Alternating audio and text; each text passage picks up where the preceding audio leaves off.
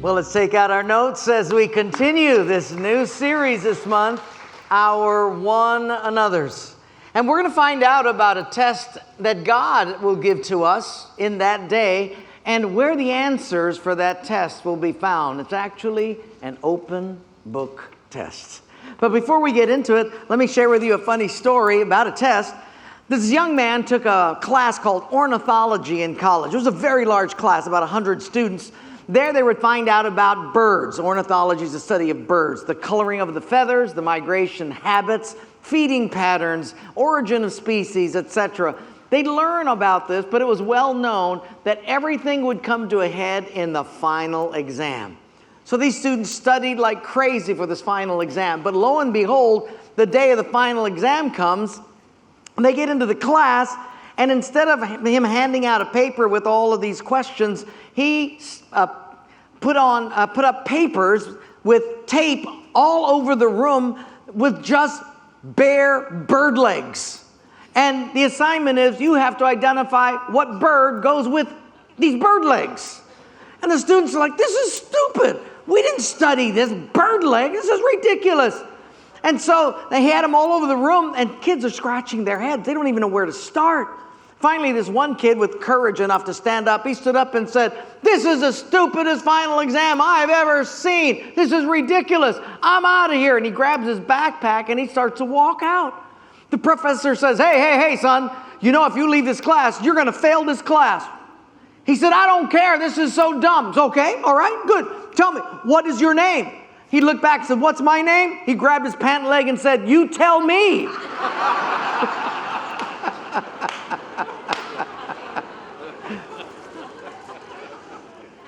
Exams. You know, my students will come to me and say, "Hey, what's going to be on the midterm? What's going to be on the final?" And if I said to them, in the book that we have studied, there's 10 chapters. Chapter 5 is the greatest chapter. Wink, wink. Now, if the student studies every other chapter except 5 and then he fails the test, it's like, dummy, I told you where to find the answer. And God does the very same thing. Today, He's going to tell us the greatest commandment. And we're going to unpack that because in it are some answers that we want to talk about. Now, interesting, in the end, I don't think God is going to test us and examine us and assess us on how many accomplishments we've made. Or maybe how many things that we sold, or how many trophies that we've received. How many degrees do we have? How many books have you written? How prominent are you among men? I don't think so. I'm here to suggest to you today that I think God is going to see how we do in navigating relationships. The good, the bad, and the ugly. Relationships with God and with people. Not easy people, mind you. Because you see, when I say people, it's not easy people. God's not going to test us on how well we loved our friends. Matthew chapter 5 tells us, anybody can love your friends. What good is it if you love those who love you? Even the heathen do the same. Well, I like you because you look like me, act like me, like things like me, and then you dress like me. Basically, I like me through you. No, it's not the easy people. The real test is how you navigate the relationships you have with the ones who have done you wrong. The unlovable coworker who didn't invite you to a meeting. How'd you navigate that one? Or the friend who wasn't there when you needed them the most. Or the person that cut you off in traffic. Or the one who belittled you, or the one who broke trust with you. Usually we use these kinds of unlovely people to excuse us from living the Christian life that we should live. We use them to really excuse ourselves. It's like, what would you do if you were treated like that? What would you do? Obviously, it's not my fault, it's His. And we use them as an excuse. However, God is saying to us, if we don't navigate relationships correctly, there will come an acid that slowly drips on the inside, to the point where it runs throughout your limbic system, your nervous system. Pretty soon it affects those around you, and you start to make decisions that you didn't want to make. You say things that you regret having said. You do things that you regret having done. It skews your motives. It skews your agenda. And it actually affects your future and maybe even your forever. I like to tell a story about a lady that died and went to heaven, and she met St. Peter at the pearly gates. And she says, wow, this is cool. Can I enter? St. Peter says, yes, but first you have to spell a word. She goes, what? Yeah, you have to spell a word. Jesus. Oh, he's my Redeemer, Jesus. He goes, great, come on in. Hey, but before you go in, I got to check on something. I'll just be gone 5 minutes. Can you just watch the pearly gates for me? Oh, she said, yeah, but what do I do if someone comes up? He said, just do what I did for you. And off he goes. Well, no sooner did he disappear when over the horizon, a figure begins to approach her. And the closer this person gets, she notices it's her ex-husband. He gets closer and closer, and she puts her hands in her pocket. She says, what the heck are you doing here, Harry? He said, oh, I was playing golf, and I died of a heart attack. Can I enter? She says, well, first you have to spell a word. He says, okay, what is it? She said, spell Czechoslovakia.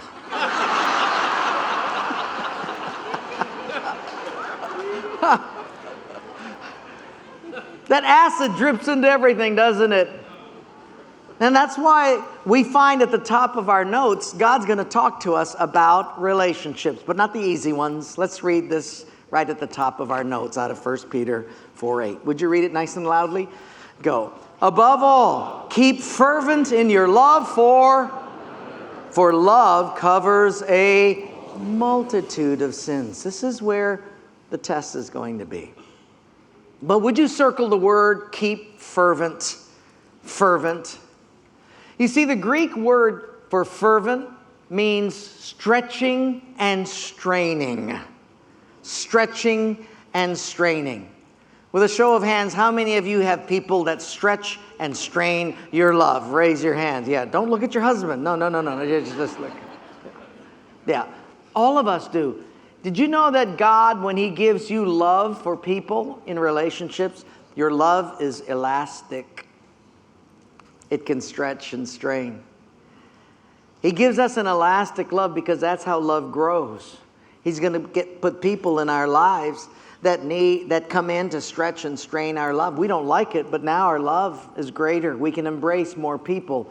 And the Bible says God's love was stretched by you and me so much that God could so love the... Ooh. Question I would wrestle with is how wide, how broad, and how deep is my love? Is it getting anywhere near His? Because He says, love one another even as I have loved you. How am I going to love people until my love becomes like His? And we stretched and strained His love until it covered the world. And so God gives us some tests to see how we're doing. And I want you to know that in 2 verses holds the answer to this question of what God is going to hold as most important. It'll be in a commandment called the greatest commandment. 2 verses.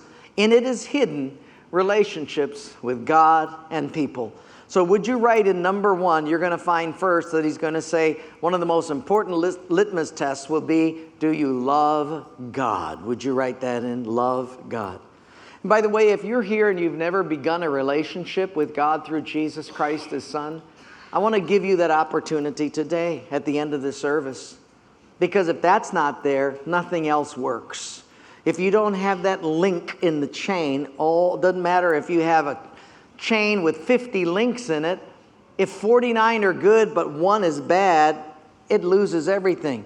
You've got to have that love for God. Now we're going to read this. One day a lawyer came to Jesus and said, what's the greatest commandment? I mean, just cut to the chase. What's the greatest chapter for this test to read, as it were? What's the greatest commandment in the whole Bible? Just tell me that so I can study that. Jesus says, good. Here it is. And let's read it together out of your notes. Would you? Under number 1, go. Love the Lord your God with all your heart and with all your soul and with all your mind, and with all your strength. The second is this, love your, he didn't say friends, he said what? As yourself. There is no commandment greater than these. This commandment is repeated in Matthew 22, and he adds this phrase, all of the prophets and the law hang on what you just read. In other words, he's the professor saying, this is where the answers are. But I want you to notice something about this. When he says this is the greatest commandment, it has nothing to do with my accolades, accomplishments, degrees. How many books did you write? How big was your church ministry? How far and wide did people know you? How prominent were you in the community? Nothing about that. You know what this has to do with? Everything to do with how we navigate relationships. Vertically first, your relationship with God. Love the Lord your God with all your heart, soul, mind, and strength. And then he says, love your what? Neighbor as yourself. It has nothing to do with anything except how you navigate relationships. Sometimes we think, well, we have to really provide, or we got to have more of this and more of that, and bigger this and bigger that. And God is saying, but if you miss this, you missed it all. It's like this is a true story. A friend of mine from college came to me and said, I wrote this huge essay paper for my final exam. And when I got the paper back, it said great citations, great bibliography, great illustrations, grade F, wrong assignment. And I wonder if one day we'll stand before the Lord and he'll say, good this, good that, good this, F, wrong assignment. So hidden in the greatest commandment is the most important thing that God is looking at. And that's how we navigate relationships, beginning with love the Lord your God. The second is love your whom? Would you write that in? Number 2, love your neighbor. He doesn't say love friends. That's easy. He says love your neighbor. We say, Wayne, who's my neighbor? You're just like the guy that asked Jesus that in Luke 10. A guy came up and said, Lord, who's my neighbor? And the Lord tells him a parable of the Good Samaritan. A man was going on the road to Jericho. There he was accosted and beaten half to death. He lay there by the road, and a priest came along, didn't want to dirty himself, so he kept going. A Levite came by and said, no, if I touch this guy, he's a Gentile, I'll be unclean. And so he went by. But a Samaritan came by and said, forget all of that. Bandaged this man, cleaned his wounds, took him to an inn, gave the guy $200 and said, take care of him. I'm going on a quick journey. If there's anything more that is owed, I will come back and pay the balance. And the Lord said, which of these 3 was a neighbor? And the lawyer said, well, of course, the Samaritan. And Jesus says something, go and do thou likewise. Love your neighbor as yourself. That's the greatest commandment. So you say, well, who's my neighbor? Well, you have friends and you have neighbors. Would you write down in your notes, friends are the people you choose. Your neighbor, the people God chooses. You have no say in that. And he says, love not your friends, love your what? Who's your neighbor? People that God chooses to be in your life. Wasn't on your plan, wasn't on your agenda. But he put him there. You have nothing to say. There he is, your neighbor. Like whom? Like that coworker, that demonic coworker? That's your neighbor. Well, I surely didn't choose him. Yeah, God did. What about that boss that you can't stand? That's your neighbor. Guy living next door to you. Obviously, that's your neighbor. But I didn't choose him. He's got that dog, that rabid dog that barks all night. I want to kill the dog. That's your neighbor. Love your neighbor. He's not my friend. I didn't say love your friends. I said love your neighbors. Because you see, friends are the people you choose. Neighbors are the people I choose. Why did God choose a demonic boss like I have? Did God really choose him? No way. Yahweh.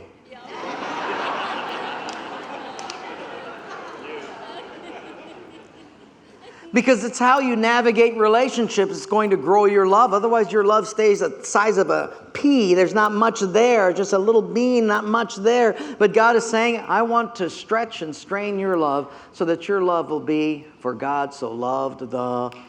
And we'll never be able to reach the world unless we have the love that is as big as a geography and the people we want to reach. You can't love if it's small and never been stretched. So God places people in your lives, and he just says, tell you, the greatest and most important of all is how you navigate relationships, because if you do that right, everything else falls in place. Because you see, life actually, the value of life rises or falls on the basis of healthy relationships. That's your next note there. You can write that in there. The value of life rises and falls on the basis of healthy relationships. If you don't have healthy relationships, nothing means anything at all.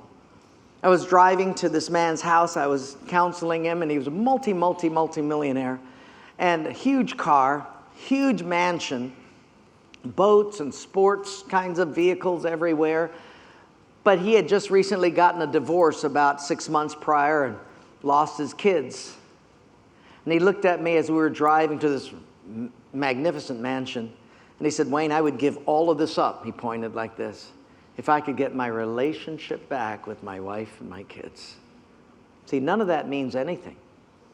I give people this example. Let's say someone stood before God and God said to this individual, I just want to make you happy. How can I make you happy? How much would you like? Well, God, if I had $10 million, I'd be happy. Good. You want that in currency, in a check, or you want it in gold bullion? Oh, I'll have it in just bars of gold. Thank you.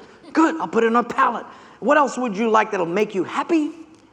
Well, I'd like a big house. Good, I'll give you 3 big houses, like mansions. Woohoo! And not only that, I'll give you an Olympic-sized swimming pool in each one. Woohoo! This is amazing. Yeah, and controllable, dimmable lighting. Wow! What about cars? Oh, man, I'd like a nice car. I'll give you a Ferrari. And then I'll give you a Maserati and a Corvette. Woo! And I'll even throw in a couple of Harley Davidsons. Oh, man, are you happy now? I am so happy. There's only one catch. What? I'm just happy. What's the catch? I'm going to give you all of these things, but you'll be on a deserted island and you'll never see another human being for the rest of your life. But all of that stuff will be right there. And you might be happy for the first month when you swim in one pool one day, swim the next pool the next day, sleep in this mansion, that mansion, drive your Ferrari around, then drive this other car around, drive that one. But after about a month, you'll hang your feet over the side of the pool and say, this is worth nothing if I can't have anybody to share it with. Isn't that right? Or if your relationships are horrible, nothing means anything. You see, the value of life rises or falls on the basis of healthy relationships, and that's why Jesus put that in one, enclosed it, encapsulated it, and it's constant in one verse. It's about relationships. That's what makes life valuable. And that's why if you'll get a stretched and strained love, it'll help you to love the world. And then you'll begin to love people as I love you. You miss that, doesn't matter what you do. Oh, I'm getting it. So the first in this relationship is your love for God. That has to start. If nothing else, if you go anywhere else, you start right there first. Your love for God. And I hope each of you have made that decision. If not, make it today. And the second is love your neighbor. Not your friends, your neighbor. Remember, friends are people you choose. Your neighbor is people that God chooses. There's a bunch of those. That's where the test is. Not with friends. But the third, I hate this verse. Sorry, I'm a pastor, but I hate a verse. What's the verse? When he tells me, in relationships, love your enemies. I just can't handle this. But he says it clear as day. Let's read it. Number 3, you'll see what I mean. Are you ready? Go. You have heard that it has been said, love your neighbor, we heard that, and hate your enemy. Okay, that's good. I like that. But I say to you, love your, bless them that, yeah. I don't like this one.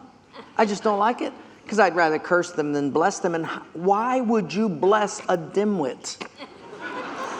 Because if you bless a dimwit, he's going to get dimwitter. Well, whatever.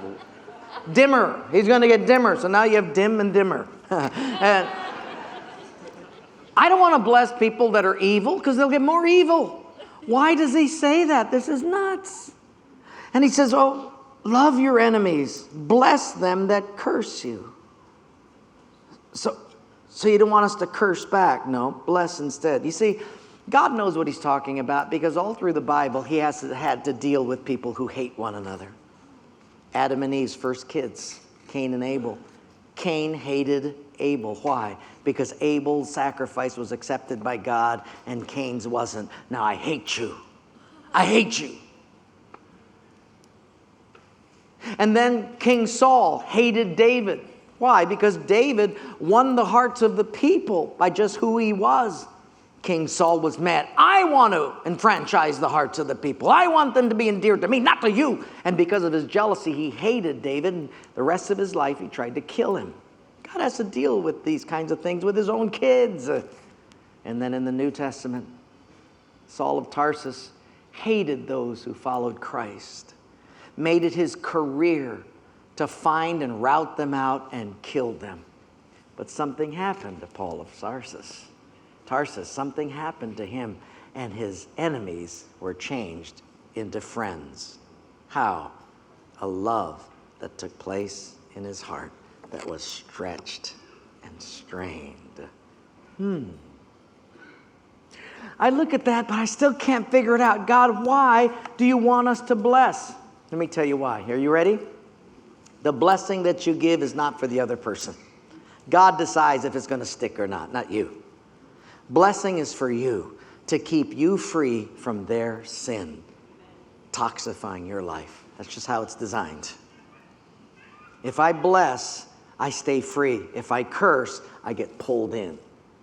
How many people's sins, whether it's a molestation or a problem in the past, their sin is still holding you hostage today? Years later, I look at it now, and I'm sure it's justifiable, but I look at some of these things where the Me Too and different people come out. It's like 30 years ago. And I thought, whoo, I know it's justifiable, and they need to deal with that. But you understand the toxins that were in that lady's or that guy's heart for 30-some years. And I think, wow, although it's justifiable and they need to stand accountable, at the same time I'm thinking, you just lost 35 years. Wow, of acid building up in your life. I thought, God, is there a way that we can annul that sooner? Not endorsing any of the stuff that has been done, because it's still terrible. But that person is held hostage. Lord, is there any healing for that? And as a counselor, as a shepherd, I'd say, boy, I know that's wrong and that needs to be held accountable for, but your life is so precious. And acid is destroying your future. Well, what is it? Here, God gives us a really tough assignment. And this is maybe the crux of the test. It's how do you deal with your enemies? Oh, not endorsing them, but can you, instead of cursing them, bless them? Why does God want us to bless? Because he wants the people of God to be known as blessers, not cursers. Because there's some Christians known as cursers. They're cynical. They'll let you know what you're doing wrong. They'll look for the absence of Jesus rather than the presence of God. They'll look at a church like this and say, oh yeah, and it could be a fabulous service, everything is great, but boy, the parking stunk. It's like, well, forget it. It's a great time here. Yeah, but parking stinks. Well, I know, but look at the wonderful, yeah, but the parking stinks. Like, stop.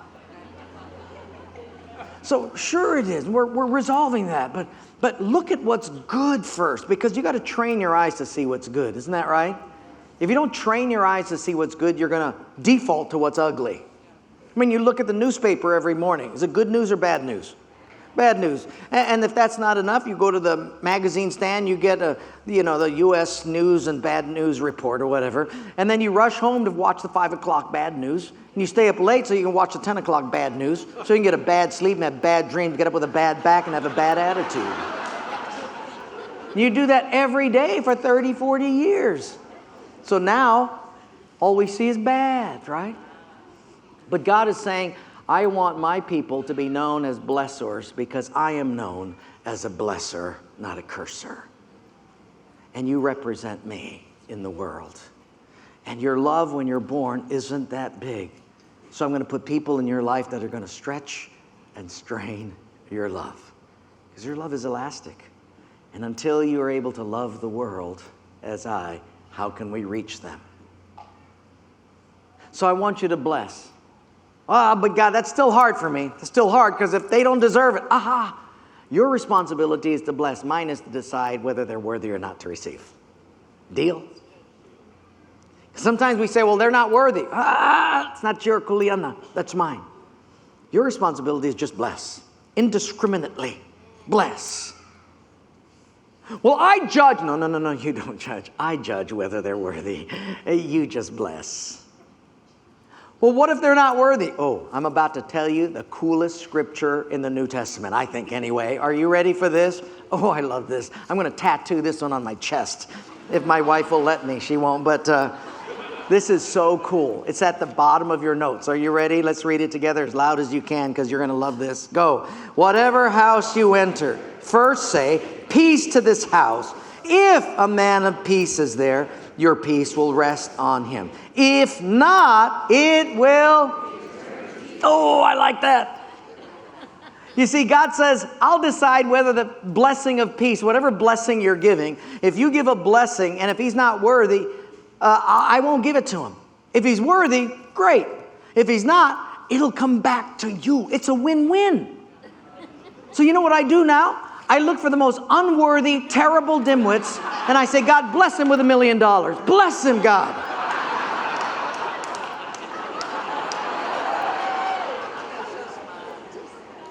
God bless him with a Corvette. No, Harley Davidson. Yes, a Harley. Yeah, it sounds funny, but what God is saying is, I determine whether it sticks or not. Your responsibility is to bless because it keeps you free from their sin. Don't be held hostage, ever. And I want you to be known as blessors. And then when your love is stretched and strained, it becomes my love. Because it's I who put people there. Your friends, you choose. Your neighbors, I choose. And if you'll cooperate with me and bless indiscriminately, if it's not worthy of that person, it'll come back to you. What a good deal that is, huh?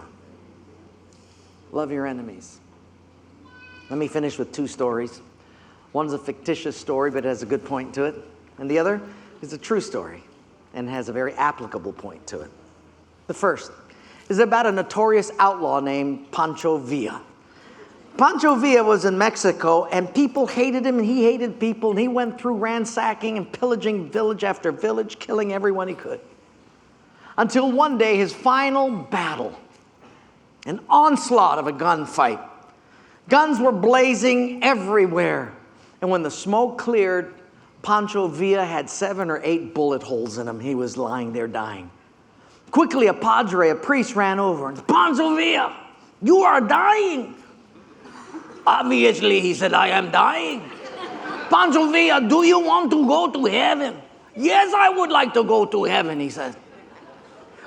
If you go to heaven, you must first forgive all your enemies. Pancho Villa smiled. He says, I have no enemies. The padre said, you have no enemies? You have many enemies. You must forgive them all. I have no enemies. What do you mean you have no more enemies? I have killed them all.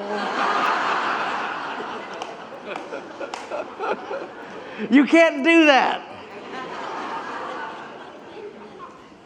So you have to live with them. But how do you turn enemies into friends?